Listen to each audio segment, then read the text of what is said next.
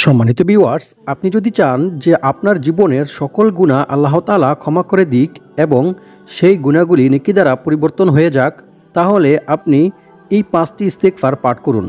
এই 5টি ইস্তিগফার পাঠ করিলে আপনার জীবনের সকল গুনাহ মাফ হয়ে যাবে এবং আপনার দারিদ্রতা দূর হয়ে যাবে। আল্লাহ পাক রব্বুল আলামিন আপনাকে গায়বীভাবে অনেক টাকা পয়সা ধন সম্পদ দিয়ে সাহায্য করবেন এবং আপনি আল্লাহর কাছে যা চাইবেন আল্লাহ তাআলা আপনাকে তাই দান করবেন। আপনার মনের সকল ইচ্ছা আল্লাহ তাআলা পূরণ করবেন। সুবহানাল্লাহ। সম্মানিত ভিউয়ার্স, কোন 5টি ইস্তেগফার পাঠ করিলে এবং কোন সময়ে কি নিয়মে পাঠ করিলে আল্লাহ তাআলা আপনাকে এই সকল পুরস্কারগুলি দান করবেন, সেই 5টি ইস্তেগফার সম্পর্কে জানতে চাইলে ভিডিওটি স্কিপ না করে সম্পূর্ণ ভিডিওটি দেখতে থাকুন। সম্মানিত ভিউয়ার্স, রাসূল সাল্লাল্লাহু আলাইহি ওয়াসাল্লাম বলেন, আল্লাহ তাআলা ওই ব্যক্তির চেহারা উজ্জ্বল করে দেন যে ব্যক্তি আমার কোনো হাদিস শুনেছে অতঃপর তা অন্যের কাছে পৌঁছে দিয়েছে। সুবহানাল্লাহ। সুনানে আবু দাউদ হাদিস নং 515। সম্মানিত ভিউয়ার্স, আপনারাও যদি ভিডিওটি শুনে উপকৃত হন আর যদি ভিডিওটি শেয়ার করে দেন, তাহলে আপনাদের দ্বারা যারা যারা শুনবে আপনারা তাদের সকলের ফজিলত অর্জন করতে পারবেন। সুবহানাল্লাহ। সম্মানিত ভিউয়ার্স, প্রথমে আমরা ইস্তেগফার পাঠ করার কিছু গুরুত্বপূর্ণ ফজিলত ও পুরস্কারের বিষয়ে কোরআন এবং হাদিস থেকে জেনে নেব। তারপর আমরা জেনে নেব কোন সময়ে কি নিয়মে 5টি ইস্তেগফার পাঠ করিলে আল্লাহ তাআলা আপনাকে উপরোক্ত সেই পুরস্কারগুলি দান করবেন। আল্লাহ তাআলা পবিত্র কোরআনের মধ্যে বলেন, ইল্লা মান তাবা ওয়া আমানা ওয়া আমিলা আমালান সালিহা ফাউলাইকা ইউবাদদিলুল্লাহু সাইয়্যাতিহিম হাসানাত ওয়া কানাল্লাহু গফুরার রহিমা। অর্থ, তবে যে ব্যক্তি তাওবা করে, ঈমান আনে এবং সৎকর্ম করে, পরিণামে আল্লাহ তাআলা তার পাপগুলোকে নেকি দ্বারা পরিবর্তন করে দেন। সুবহানাল্লাহ। আল্লাহু আকবার। আল্লাহ তাআলা অতি ক্ষমাশীল ও পরম দয়ালু। সূরা ফুরকান আয়াত নং 70। সম্মানিত ভিউয়ার্স, হযরত আলী রাদিয়াল্লাহু তাআলা আনহুকে এক ব্যক্তি জিজ্ঞাসা করেছিল এমন একজন ব্যক্তি সম্পর্কে যে ব্যক্তি গুনাহ করত তারপর তাওবা করত, সে পুনরায় আবার গুনাহ করত তারপর আবার তাওবা করত, এভাবে সে বারবার গুনাহের কাজে মশগুল হয়ে যেত এবং বারবার তাওবা করত। এরূপ করতে থাকা ব্যক্তির কি অবস্থা হবে? হযরত আলী রাদিয়াল্লাহু তাআলা আনহু বললেন, তার কর্তব্য হলো সর্বদা তাওবা ইস্তেগফার পাঠ করতে থাকা, কেননা সর্বদা তাওবা ইস্তেগফারে অব্যাহত থাকলে শয়তান গুনাহ করাতে ব্যর্থ হয়ে যায়। ফলে শয়তান বলতে থাকে, এই ব্যক্তিকে সর্বদা গুনাহের কাজে মশগুল রাখতে আমি অক্ষম, আর ওই ব্যক্তি ধীরে ধীরে গুনাহের কাজ থেকে দূরে সরে যায়। সুবহানাল্লাহ। আল্লাহু আকবার।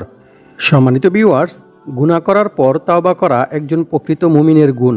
মানুষের মাঝে গুনাহ করার পর তাওবা করার এবং আপন রবের কাছে ফিরে যাওয়ার ক্ষমতা আছে বলেই আল্লাহ তাআলা মানুষ জাতিকে সৃষ্টি করেছেন।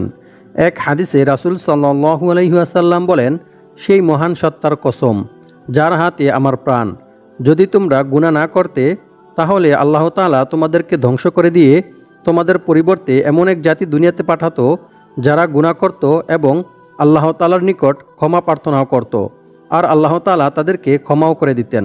সুবহানাল্লাহ। আল্লাহু আকবার। মুসলিম শরীফ হাদিস নং 2748। সম্মানিত ভিউয়ার্স, বান্দা গুনাহ করবে এটা স্বাভাবিক, তবে গুনাহ করার পর যে সমস্ত বান্দাবান্দিরা আল্লাহর ভয়ে, আল্লাহর আযাবের ভয়ে আল্লাহ তাআলার কাছে ক্ষমা প্রার্থনা করে, তাওবা ইস্তেগফার করে, আল্লাহ তাআলা তাদেরকে অনেক পছন্দ করেন, অনেক ভালোবাসেন এবং আল্লাহ পাক রব্বুল আলামিন তাদের গুনাহগুলিকে নেকি দ্বারা পরিবর্তন করে দেন। সুবহানাল্লাহ। আল্লাহু আকবার। সম্মানিত ভিউয়ার্স, আল্লাহ তাআলা কত দয়ালু, একটু চিন্তা করে দেখুন। সম্মানিত ভিউয়ার্স, অন্য এক হাদিসে রাসূল সাল্লাল্লাহু আলাইহি ওয়াসাল্লাম বলেন, বান্দা যখন একটি গুনাহ করে তখন তার আমলনামায় একটি গুনাহই লেখা হয়, আর বান্দা যখন একটি নেক আমল করে তখন তার বিনিময়ে 10টি নেক আমল তাকে দান করা হয়। অন্য এক হাদিসে বলা হয়েছে, এই 10টি নেক আমল 700 গুণ পর্যন্ত বৃদ্ধি করা হয়। সুবহানাল্লাহ। আল্লাহু আকবার। অর্থাৎ বান্দা যদি একটা নেক আমল করে তাহলে আল্লাহ তাআলা এই একটা নেক আমলের বিনিময়ে তার আমলনামায় 700 নেক আমল দান করেন। সুবহানাল্লাহ। আল্লাহু আকবার। আল্লাহ তাআলা কত দয়ালু, কত মহান। আল্লাহু আকবার। অন্য এক হাদিসে বলা হয়েছে, কোনো ব্যক্তি যখন কোনো গুনাহের কাজ করার জন্য নিয়ত করে তখন তার আমলনামায় গুনাহ লেখা হয় না যতক্ষণ না পর্যন্ত সে ওই গুনাহের কাজটি সম্পূর্ণ করে, আর যখন সে কোনো সওয়াবের নিয়ত করে, কোনো নেক আমল করার নিয়ত করে, তখন আল্লাহ পাক রব্বুল আলামিন ওই সময় থেকেই তার আমলনামায় সওয়াব লিখতে থাকেন। সুবহানাল্লাহ, আল্লাহু আকবার। আর বান্দা যদি আল্লাহর ভয়ে ওই গুনাহের কাজটি পরিহার করে, তাহলে আল্লাহ তাআলা ওই গুনাহের বিনিময়ে তার আমলনামায় অনেক সওয়াব লিখে দেন। সুবহানাল্লাহ, আল্লাহু আকবার। সম্মানিত ভিউয়ার্স, আল্লাহ তাআলা চায় যে বান্দা আল্লাহ তাআলার কাছে ক্ষমা প্রার্থনা করুক, তাওবা ইস্তেগফার করুক। বান্দা জাহান্নাম থেকে ফিরে এসে জান্নাতে চলে যাক, জান্নাতের পথে চলুক, এটাই আল্লাহ তাআলা চান। আর এজন্যই আল্লাহ তাআলা বান্দাকে ক্ষমা করার জন্য বিভিন্ন পথ আল্লাহ তাআলা বাতলে দিয়েছেন। আমরা যদি সঠিক নিয়মে সঠিকভাবে আল্লাহ তাআলার কাছে ক্ষমা প্রার্থনা করতে পারি, তাওবা ইস্তেগফার করতে পারি, তাহলে আমরা যত বড়ই গুনাহগার হই না কেন, আমাদের যতই গুনাহ থাকুক না কেন, আল্লাহ তাআলা আমাদের জীবনের সকল গুনাহ মাফ করে দিবেন ইনশাআল্লাহ। সম্মানিত ভিউয়ার্স, গুনাহের কাজ করতে থাকলে মানুষের হৃদয় কঠোর হয়ে যায়। রাসূল সাল্লাল্লাহু আলাইহি ওয়াসাল্লাম বলেছেন, বান্দা যখন একটি গুনাহ করে তখন তার অন্তরে একটি কালো দাগ পড়ে। অতঃপর যখন সে গুনাহের কাজ পরিহার করে এবং আল্লাহ তাআলার কাছে ক্ষমা প্রার্থনা করে ও তাওবা ইস্তেগফার করে, তখন তার অন্তর পরিষ্কার ও দাগমুক্ত হয়ে যায়। সে আবার যখন গুনাহ করে তখন তার অন্তরের মধ্যে কালো দাগ পড়ে। আর যখন সে আল্লাহ তাআলার কাছে ক্ষমা প্রার্থনা করে, তাওবা ইস্তেগফার করে, তখন তার অন্তর গুনাহমুক্ত, দাগমুক্ত, পরিষ্কার হয়ে যায়। সুবহানাল্লাহ, আল্লাহু আকবার। মিশকাত শরীফ হাদিস নং 2342। অন্য এক হাদিসে বলা হয়েছে, রাসূল সাল্লাল্লাহু আলাইহি ওয়াসাল্লাম বলেছেন, নিশ্চয়ই আল্লাহ তাআলা বান্দার তাওবা কবুলের জন্য পশ্চিম দিকে একটি দরজা খোলা রেখেছেন, যার প্রশস্ততা হচ্ছে 70 বছরের পথ। সূর্য পশ্চিম দিকে উদয় না হওয়া পর্যন্ত এ দরজা বন্ধ করা হবে না, অর্থাৎ কিয়ামত পর্যন্ত এ দরজা বন্ধ করা হবে না। সুবহানাল্লাহ, আল্লাহু আকবার। তিরমিজি শরীফ হাদিস নং 3536। অর্থাৎ বান্দা যখনই আল্লাহ তাআলার কাছে তাওবা ইস্তেগফার করবে, ক্ষমা প্রার্থনা করবে, আল্লাহ তাআলা সাথে সাথে বান্দাকে ক্ষমা করে দিবেন। আল্লাহু আকবার। সম্মানিত ভিউয়ার্স, একটু চিন্তা করে দেখুন আল্লাহ তাআলা কত মহান। বান্দাকে ক্ষমা করার জন্য আল্লাহ পাক রব্বুল আলামিন এত বড় বিশাল দরজা বানিয়ে রেখেছেন। বান্দা যখনই আল্লাহ তাআলার কাছে তাওবা ইস্তেগফার করবে, ক্ষমা প্রার্থনা করবে, আল্লাহ তাআলা সাথে সাথে বান্দাকে ক্ষমা করে দিবেন। সুবহানাল্লাহ। অন্য এক হাদিসে বলা হয়েছে, রাসূল সাল্লাল্লাহু আলাইহি ওয়াসাল্লাম বলেন, অবশ্যই শয়তান আদম সন্তানের শিরা উপশিরায় বিচরণ করে। বুখারী শরীফ হাদিস নং 1288। অর্থাৎ শয়তান আদম সন্তানের শিরা উপশিরায় বিচরণ করে তাকে ধোঁকা দিতে থাকে, ওয়াসওয়াসা দিতে থাকে, যাতে করে আদম সন্তান জান্নাতে না গিয়ে জাহান্নামের দিকে চলে যায়, সে জাহান্নামে প্রবেশ করে। নাউজুবিল্লাহি মিন যালিক। কারণ এই শয়তান আদম সন্তানের কারণেই শয়তান হয়েছিল। সে ছিল ফেরেশতাদের সর্দার, অনেক বড় ইবাদতকারী, কিন্তু শুধুমাত্র আল্লাহর কথা অমান্য করার কারণে, আদমকে সিজদা না করার কারণে সে শয়তান হয়ে যায়। সে কারণেই শয়তান মূলত আল্লাহ তাআলাকে বললেন, যেহেতু আপনি আমাকে এই আদম সন্তানের কারণে পথভ্রষ্ট করেছেন, সে কারণে অবশ্যই আমি তাদের জন্য আপনার সোজা পথে বসে থাকব। তারপর অবশ্যই আমি তাদের কাছে তাদের সামনের দিক থেকে, তাদের পেছন দিক থেকে, তাদের ডান দিক থেকে, তাদের বাম দিক থেকে, সর্বদিক থেকে উপস্থিত হব। আর আপনি তাদেরকে অধিকাংশকে কৃতজ্ঞ পাবেন না। নাউজুবিল্লাহি মিন যালিক।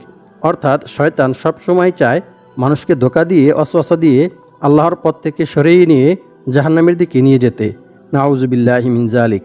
আর আল্লাহ তাআলাও শয়তানকে বলে দিয়েছেন, তুই আমার বান্দাবান্দিকে গুনাহ করাতে করাতে জাহান্নামের শেষ প্রান্ত পর্যন্ত নিয়ে যাবি, কিন্তু তারপরেও আমার কোনো বান্দাবান্দি যদি আমি আল্লাহকে আল্লাহ বলে ডাক দেয়, আমি আল্লাহ তাআলার কাছে ক্ষমা প্রার্থনা করে, তাওবা ইস্তেগফার করে, তাহলে সাথে সাথে আমি আমার বান্দাবান্দিদেরকে ক্ষমা করে দেব। আল্লাহু আকবার। সম্মানিত ভিউয়ার্স, আল্লাহ তাআলা কত মহান, কত দয়ালু। আল্লাহু আকবার।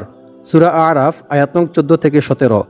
আল্লাহর রাসূল সাল্লাল্লাহু আলাইহি ওয়াসাল্লাম বলেন, আল্লাহর শপথ, আমি যা জানি যদি তোমরা তা জানতে, তাহলে তোমরা খুব কম পরিমাণে হাসতে এবং অধিক পরিমাণে কান্না করতে, আর বিছানায় স্ত্রীদেরকে উপভোগ করতে না, বাড়িঘর ছেড়ে পথে প্রান্তে বেরিয়ে পড়তে এবং চিৎকার করে কান্না করতে, আর আল্লাহ তাআলার কাছে দোয়া করতে, আর বলতে, হায় আমি যদি মানুষ না হয়ে একটি গাছ হতাম আর তা কেটে ফেলা হতো, তাহলে কতই না ভালো হতো।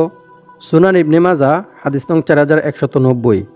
আল্লাহ তাআলা বলেন, আর যে ব্যক্তি আল্লাহকে ভয় করবে, আল্লাহ তাআলা তার সমস্ত সমস্যা থেকে উত্তরণের পথ বের করে দেবেন, আর তাকে এমন জায়গা থেকে রিজিক দান করবেন যা সে কল্পনাও করতে পারবে না। অর্থাৎ তার ধারণার বাইরে থেকে আল্লাহ তাআলা তার রিজিকের ব্যবস্থা করে দিবেন। আর যে ব্যক্তি আল্লাহর উপর ভরসা করবে তার জন্য তিনিই যথেষ্ট হবেন। নিশ্চয়ই আল্লাহ তাআলা তার মনের সকল ইচ্ছা পূরণ করবেনই। সুবহানাল্লাহ, আল্লাহু আকবার। সূরা তালাক আয়াত নং 2 থেকে 3। সম্মানিত ভিউয়ার্স, আল্লাহ তাআলাকে ভয় করার সর্বোত্তম মাধ্যম হচ্ছে আল্লাহ তাআলার ভয়ে, আল্লাহ তাআলার আযাবের ভয়ে, জাহান্নামের ভয়ে আল্লাহ তাআলার কাছে বেশি বেশি তাওবা ইস্তেগফার করা, ক্ষমা প্রার্থনা করা। বান্দার দ্বারা ইচ্ছায় কিংবা অনিচ্ছায় কোনো গুনাহ সংঘটিত হয়ে গেলে সাথে সাথে আল্লাহ তাআলার কাছে ক্ষমা প্রার্থনা করা, তাওবা ইস্তেগফার করা। আর আল্লাহ তাআলার উপর ভরসা করার সর্বোত্তম মাধ্যম হচ্ছে যে কোনো অবস্থাতেই বিপদ আপদ, বালা মুসিবত, দুঃখ কষ্ট, যে কোনো পরিস্থিতিতেই আল্লাহ তাআলার উপর ভরসা করা।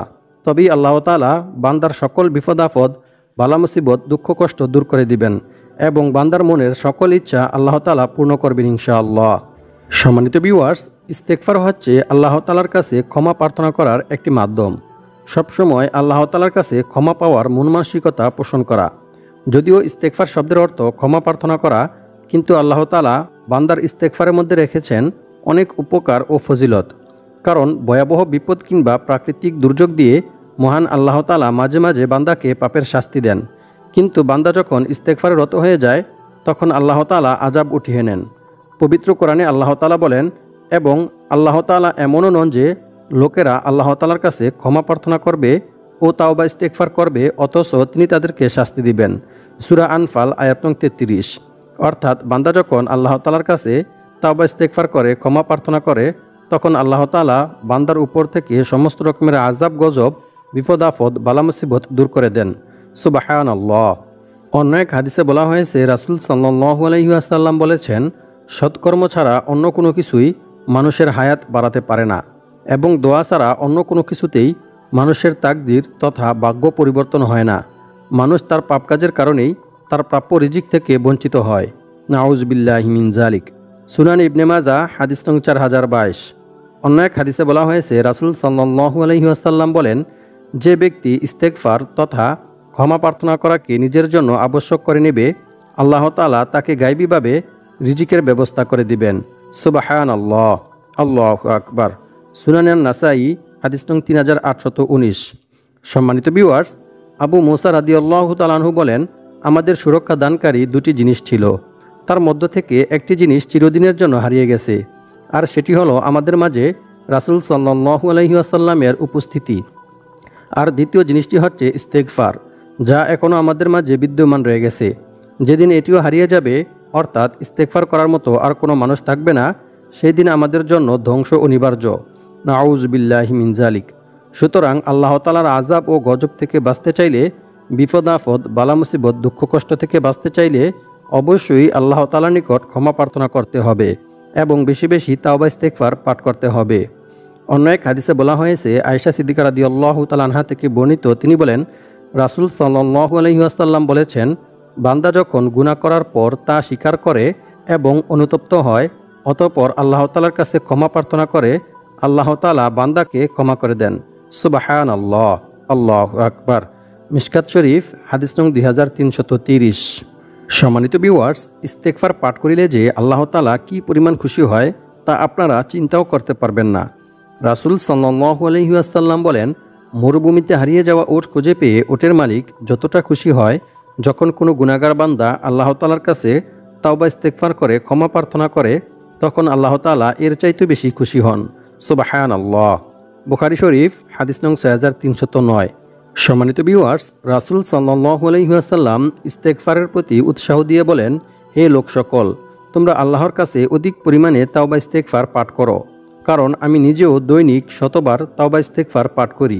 সুবহানাল্লাহ, আল্লাহু আকবার। অন্য এক হাদিসে বলা হয়েছে, রাসূল সাল্লাল্লাহু আলাইহি ওয়াসাল্লাম বলেন, যার আমলনামায় ইস্তেগফার অধিক সংখ্যায় পাওয়া যাবে তার জন্য রইল সুসংবাদ। সুবহানাল্লাহ, আল্লাহু আকবার।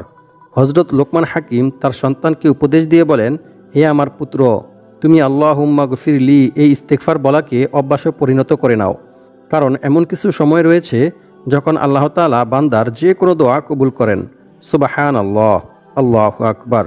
অর্থাৎ বেশি বেশি ইস্তেগফার পাঠ করিলে আল্লাহ তাআলা বান্দাকে মুস্তাজাবুদ দাওয়া বানায় দেন। সুবহানাল্লাহ। সম্মানিত ভিউয়ার্স, মুস্তাজাবুদ দাওয়া বলা হয় এমন ব্যক্তিকে যে ব্যক্তি সর্বদা পাক পবিত্র থাকে এবং সর্বদা তাওবা ইস্তেগফার পাঠ করতে থাকে, এমন ব্যক্তি দোয়া করিলে আল্লাহ তাআলা সেই ব্যক্তির দোয়া অবশ্যই কবুল করেন এবং সেই ব্যক্তি আল্লাহ তাআলার কাছে যা চায় আল্লাহ তাআলা তাকে তাই দান করেন। সুবহানাল্লাহ, আল্লাহু আকবার। সুতরাং কোনো ব্যক্তি যদি বেশি বেশি তাওবা ইস্তেগফার পাঠ করে তাহলে আল্লাহ তাআলা তাকে মুস্তাজাবুদ দাওয়া বানায়া দেন। সুবহানাল্লাহ।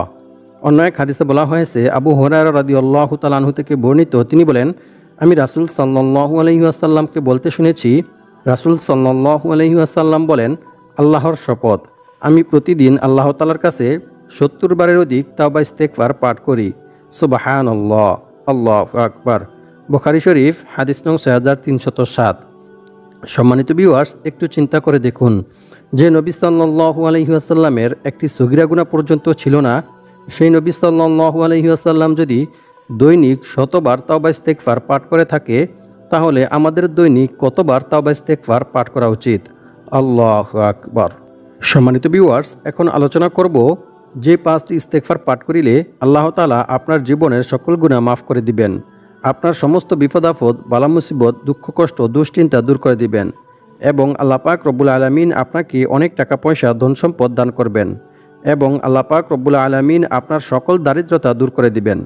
ইবনে আব্বাস রাদিয়াল্লাহু তাআলা আনহু থেকে বর্ণিত, তিনি বলেন, রাসূল সাল্লাল্লাহু আলাইহি ওয়াসাল্লাম বলেছেন, যে ব্যক্তি বেশি বেশি তাওবা ইস্তেগফার পাঠ করবে আল্লাহ তাআলা তার সমস্ত সমস্যা থেকে উত্তরণের পথ বের করে দিবেন, তার সমস্ত বিপদ আপদ, বালা মুসিবত, দুঃখ কষ্ট, দুশ্চিন্তা দূর করে দিবেন এবং আল্লাহ পাক রব্বুল আলামিন তাকে এমন জায়গা থেকে রিজিকের ব্যবস্থা করে দিবেন যা সে কল্পনাও করতে পারবে না।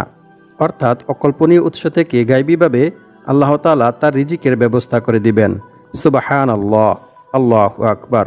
সুনানে আবু দাউদ হাদিস নং 1518। সম্মানিত ভিউয়ার্স, ইস্তেগফারগুলি পাঠ করতে হবে রাতে ঘুমাতে যাওয়ার সময় বিছানায় বসে। এই ইস্তেগফারগুলি পাঠ করতে হবে। ইস্তেগফারটির মধ্য থেকে প্রথমটি হচ্ছে, আল্লাহুম্মা গফিরলি যামবি ওয়া ওয়াসি'লি ফি দারি ওয়া বারিকলি ফি রিজকি। এই ইস্তেগফারটি পাঠ করিলে আল্লাহ তাআলা আপনার রিজিক বৃদ্ধি করে দিবেন এবং আপনার জীবনের সকল গুনাহ মাফ করে দিবেন। তারপর 2 নং ইস্তেগফারটি হচ্ছে, সুবহানাল্লাহি ওয়া বিহামদিহি আস্তাগফিরুল্লাহ ওয়া আতুবু ইলাইহি। এই ইস্তেগফারটি পাঠ করিলে আল্লাহ তাআলা আপনার দুঃখ কষ্ট, দুশ্চিন্তা দূর করে দিবেন। তারপর 3 নং ইস্তেগফারটি হচ্ছে, আস্তাগফিরুল্লাহাল আযীম আল্লাযী লা ইলাহা ইল্লা হুয়াল হাইয়ুল কাইয়্যুম ওয়া আতুবু ইলাইহি।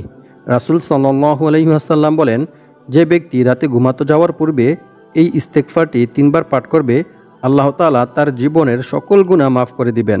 সুবহানাল্লাহ, আল্লাহু আকবার। তারপর 4 নং ইস্তেগফারটি হচ্ছে, আল্লাহুম্মা ইন্নাকা আফুউন তুহিব্বুল আফওয়া ফাআফু আন্নী।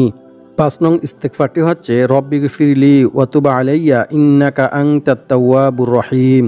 আল্লাহ পাক রব্বুল আলামিন আমাদের সবাইকে এই 5টি ইস্তেগফার পাঠ করে আমাদেরকে দারিদ্রতা থেকে মুক্ত হয়ে অনেক টাকা পয়সা, ধন সম্পদের মালিক হওয়ার তৌফিক দান করুক এবং আমাদেরকে সকল বিপদ আপদ, বালা মুসিবত থেকে মুক্তি পাওয়ার তৌফিক দান করুক। আমিন।